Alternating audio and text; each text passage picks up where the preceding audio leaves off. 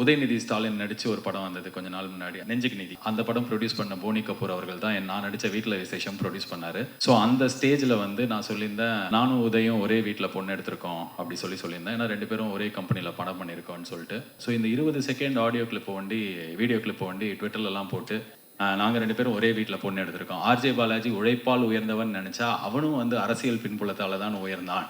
அதனால தான் இன்னைக்கு சிங்கப்பூர் சலூன் படத்தை ரெட் ஜெயின் ரிலீஸ் பண்ணுகிறதுன்னு சொல்லிட்டு. அட பாவிங்களா, அந்த வீடியோ இன்னொரு 5 செகண்ட் பார்த்துருந்தாலே தெரிஞ்சிருக்கும். இல்லை கொஞ்சம் திருப்பி அந்த வீடியோவை பார்த்தாலே போனி கபூர் உட்காந்துருப்பாரு, புரிஞ்சிருக்கும். ஸோ அதனால அவங்க வாங்கலை. ரெட் ஜெயின் இன்னைக்கு ஒரு மார்க்கெட் லீடர்ஸ். அவங்க வந்து நல்ல படங்கள் மட்டும் தேடி வாங்குறாங்க, இல்லை ரொம்ப பெரிய படங்களாக அவங்க ரிலீஸ் பண்ணுறாங்க. இந்த படத்தை அவங்க பார்த்து அவங்க டீமுக்கு ரொம்ப கண்டென்ட் பிடிச்சி இதை நம்பி தான், இந்த கண்டென்ட் நம்பி தான் அதை வாங்குறாங்க. So purely on merit. So நான் அவருக்கு சகலைப்பாடி இல்லை, நான் ஒரு வானம்பாடி, ஒரு ஓரமாக பறக்கிறவன்.